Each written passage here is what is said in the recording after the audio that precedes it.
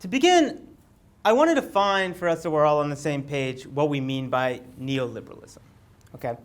Because I think sometimes it's a word that's in the popular culture, I think it's a word in the media, but it's also a word that when I speak to students and when I speak to kind of just my family and friends, they say, I really don't know what that means. So to give just two quick definitions, one, I think on a very economic level, what we're talking about, it's a spread of market principles in all spheres of society, right? So you can see kind of the marketization of health, the marketization of education, the ideas of efficiency, productivity, competition, in places that maybe previously weren't there 15, 20 years ago. It's also the influencing and teaching of people to be more market-oriented in their thinkings and actions. So how do we teach people to be more entrepreneurial? How do we teach people to be, if you will, more, competitive in how they act and how they try to organize their life and their careers? But I had some questions about this that have always sat rather uncomfortable with me as a kind of political economist. One, I'm not entirely sure what the ethics of neoliberalism is. Right? Famously, capitalism has an ethics that Weber puts out of kind of frugality, right? Has an ethics of making sure that you're at work at time, has an ethics of saving money. There's also a notion, perhaps, on a more hedonistic level that we're consumers, so we like to buy things and we like to give it into our desires. But I wasn't entirely sure if this is something relatively new. What is actually the ethics of our new society? Now, what a lot of, I think, scholars and academics would try to say, and I think it's rather popular for people who study this, is that it's a kind of free market ethics. Right? So it's one that not only promotes ideas of competition, but actually tries to make people more competitive, right, in their morality. Where you focus on trying to be more productive, try to focus on how you can maximize value, you can focus on how you can make in your own personal life profit, and also for your organization more profitable. And this is the kind of standard narrative that we are becoming more marketized as citizens. But I wasn't entirely sure about that. Because if you actually take a step back and you look around the broader things, are we actually just giving in fully to a kind of capitalist ethos? Is this actually what's happening? And I'm not sure about that. I mean, right now you have huge discourses of corporate responsibility. People are very, very interested in social entrepreneurship. I think on a level within organizations, both public and private, teamwork's a very big thing. Also, in just my everyday relationships with colleagues, I think that we do a lot to help each other, both formally and informally. I was also surprised that when I talk to people within businesses, when I talk to people within the public sector, when I talk to people even within NGOs, what you got a range was that actually their ethics haven't seemed to change that dramatically. People generally do want to help each other. People do feel the pressures of capital and competition, but they also feel the need to be compassionate, to work together, to not just be individualistic. So I wanted to actually understand then what is the ethics of neoliberalism, and then more critically, and we'll get to this, does the marketplace sometimes use our ethics, our good intentions, against us? So I started with a relatively famous quote by John Maynard Keynes. He says, "Capitalism is the astounding belief that the most wickedest of men will do the most wickedest of things for the greatest good of everyone." Right? And that's kind of like a standard template of the idea that private morality and often private instrumentality can lead to collective and public goods. But I had three ideas that I think I want to present here. And then what I really want to do is open up a dialogue, because this is presented from very much a point of view of a political economist working on this. Someone who's not actually running a business, someone who's not actually working as a civil servant, someone who's studying this as an academic subject. So this is really an opportunity for me to get up early, have some coffee, try to resist the free food because I'm trying to lose weight, and engage with people who I think have experience with this and start a dialogue on this. So my three things are, One, I actually think that neoliberalism relies upon and is reinforced by non-market ethics. Okay. I don't think it actually tries to diminish them. I think quite the opposite. It tries to make us more compassionate.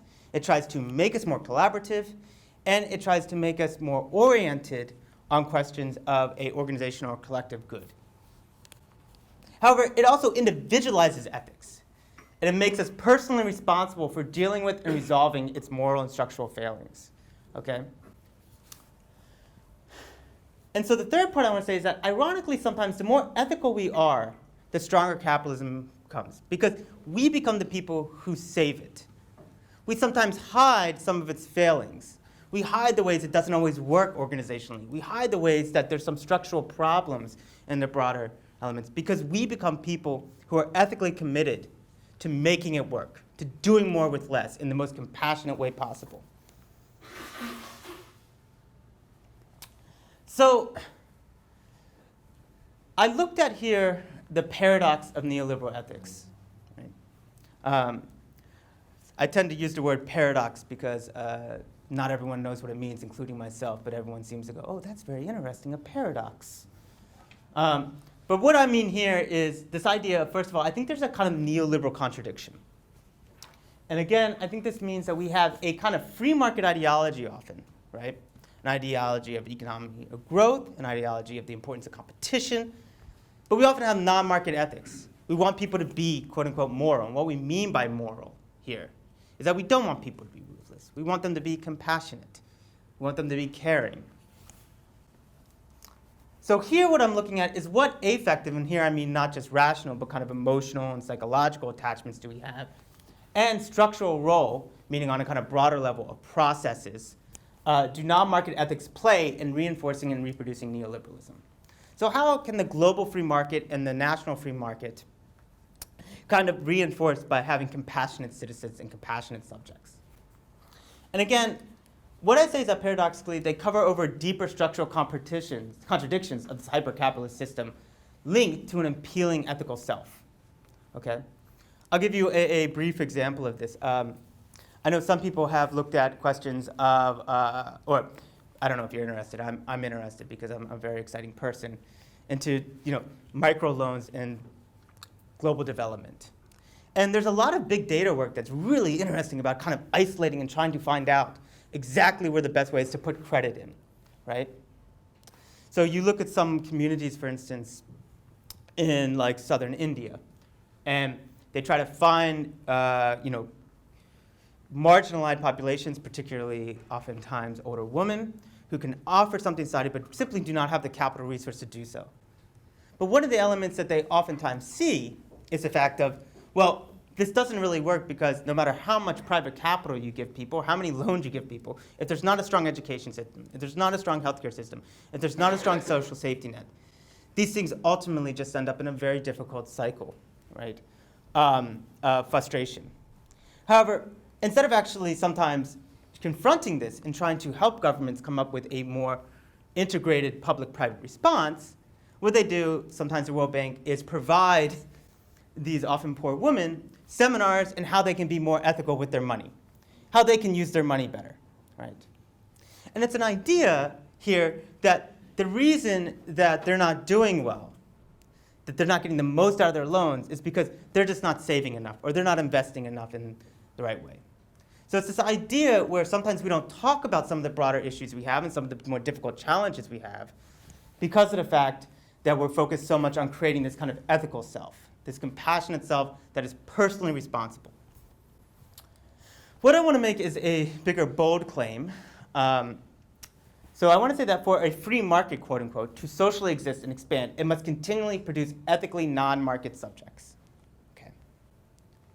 And this may be a bit provocative, but what I mean by this is that there's a very strong relationship between the free market as an ideology and a politics and economics, and then the kind of ideas of non-market values in our everyday ethics and morals.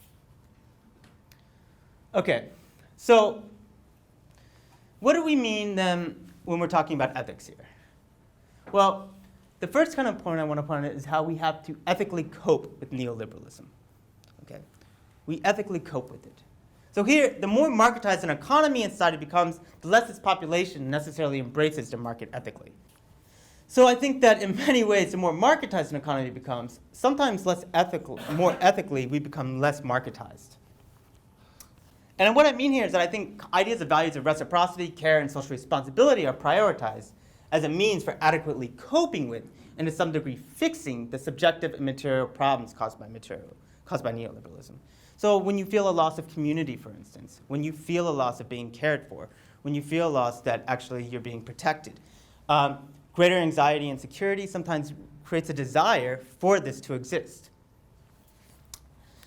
And then, as the traditional political and organizational options gradually erode, I think people progressively turn to moral solutions for improving capitalism, both in their own life and more widely, right? So how does this do in organizations? And as an organizational theorist, so to speak, I always know that when you use a word like organizations, it can mean so many things that oftentimes it means nothing. So let's just pretend we all know what an organization is for this purpose. So I want to look at how we solve the ethical problem in neoliberal institutions. And here's just this idea of caring enough to do more with less, right? And I think it's very interesting that starting really, there's and I look at this historically, a common evolution between the ways in which you have less formal rights for employers versus employees and employees, and more capital pressure on employers, and discourses of engagement in HRM, right? So you have a lot of structural and difficult decisions that have to be made, and also a lot of increasing kind of changes to the relationship between, the ownership and the people working, if you want to use those terms. And the answer here is not let us think about this and let us think about how we're going to change some of these issues. The issue was let's just have a more engaged workforce, right? And there's an idea of caring enough to do more with less, right?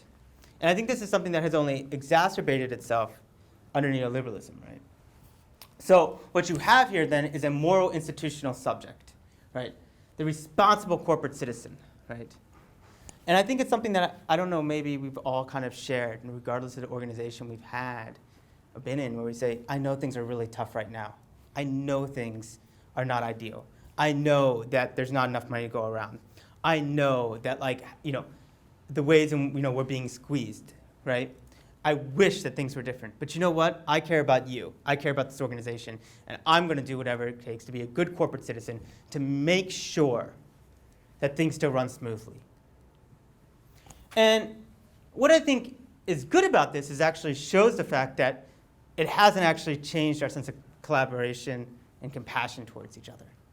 In fact, some of the most, I would say, ethically profound conversations I've had with people are in really difficult situations where it doesn't seem like anything is fair, and yet we're able to still come together and say, let's make this work. Let's find a way to help each other, If we're losing healthcare benefits, you know what? Don't worry about it. I'll cover for you. That's fine, If we have to do more with less, let's figure out ways to do it, right? So we become responsible for saving organizations ethically. I also want to talk about personally coping with neoliberalism, okay? How do we live the good life, right? And I think this is a continual theme that affects, everything. I mean, one of the things I find so interesting with neoliberalism is on the one hand, you always hear about the rising levels of inequality, and that's true. But I think there's also ways in which we're more bonded than ever universally with common pressures. I mean, one of the things, I just finished a book on CEOs and CEO society. And one of the things that you would read about in these kind of discussions with CEOs is that they actually had a lot of the same pressures that the people working in their quote-unquote, as we say in America, mailroom had. I don't get enough time to spend with my family. I'm so stressed. I feel so anxious. I never know if I'm going to be working here in a year. I don't know what I'm going to do, right? I mean, it was so interesting to me because I came into it expecting that they were going to be these kind of, almost masters of the universe. And in fact, they came across as, very sympathetic and trying to say, I feel these massive pressures and I don't know how to address them. How do I live the good life, right? And what I think we can have then is a notion of personal wellness, right? And it becomes up to each of us individually to make sure that we have work-life balance, to make sure that we're well, right? So, if you're working late and you're not feeling well, try to find time to get to the gym. That really helps out, right? Try to find ways to eat right, right? There's a lot of things that I go over in the book, some of which are ways in which, there's actually strategies from people around, that organizations give. Like, we know we're asking you to work 70 hours a week. We know that's a lot. But when you have time off, here's ways in which you can navigate that. Or with flexible working, we'll let you work anywhere at any time. But obviously that means you have to work anywhere, anytime. And we'll actually then give you guidance about how to make your home into a wellness office, right? So we become personally responsible for trying to live the good life. So what I want to end with in the last 10 minutes, or about 5 minutes, is what I see are some of the implications of this on a kind of deeper level, right? So the subjective power of neoliberal ethics. So first of all, I think that there's a fantasy here of ethical capitalism. And it kind of provides all of us with a way to make sense of the world, a sense of security in a world that seems to be slipping away, right? So here, we really want to believe that we can be ethical. We really want to believe that in this system that we can find ways to be moral. And we want to believe that capitalism can serve these ethical purposes, right? So here, the ideology and long-term effort to be good and contribute to a better world shapes and helps to, if you will, psychologically, ground present-day identity. It is fundamental subjectivity that ironically reproduces a modern hyper-capitalist subject, because it offers individuals a sense of ontological security, or what we mean here, a real sense of grounding in the world. Like, I understand the world. I can make sense of it. It feels safe to me. In the never-finished and thus always present attempts to become a more moral and ethical capitalist. Like, so no matter what happens, we always say, we can still find a way to do something ethical, right? So I want to end with just some ideas. Yes. I actually saw this in the NHS, and I thought it was fantastic. So the one thing, and I'm going to be very, very nerdy here for a second, the third movement of capitalism I see, so this draws on Polanyi. Polanyi says that there's two great transformations. The first, with the Industrial Revolution, is the marketization of society. Then what you have is the regulation of the market. I want to say there's a third movement, which creates us as ethically responsible subjects. So we go from a market society to a regulated market society to a personally regulated market society. I think a lot of us feel an ethical debt to save capitalism. How can I be more ethical? How can I work harder? How can I be more moral in my everyday relations in order to make this a better system? And in this way, we kind of take moral ownership of neoliberalism in ways that are often disproportionate to the actual power that we have, right? So, you see, I think as small business owners, a lot that I've spoken to, a real sense of, I know I can't control all the pressures that I'm facing. I know it's not a fair system, but I'm going to do everything I can to save my workers. I'm going to do everything I can to make a strong workplace, a moral and happy workplace if I can. And, and it was funny because you would see these things where small business owners are working sometimes 15, 16 hours a week because they know that they don't have a lot of power to change the system overall, but they really care about doing everything they can in their little corner of the world, so to speak, to make it a little different, to make it a little better. So you feel a sense of moral ownership. But I think there's an ethical hazard. And the ethical hazard is that if we continually focus on our own personal morality, own personal ethics, we don't actually talk about some of the bigger structural ethics and collective ways in which we can solve problems together to transform our societies and economies. So I did want to end that with a dialogue. So I do want to talk about what are ways in which we can reimagine ethics in our organizations and society. Right? How can we help it so that our ethics doesn't necessarily work against us? Right? How can we take our ethics and make it outward, to make it into something that's more transformational? And can ethics escape simply allowing us to cope with the market? Is ethics just a coping device? Or can it become something more innovative and, again, transformational? So I hope that was on time, and I appreciate everyone coming and listening. Thank you.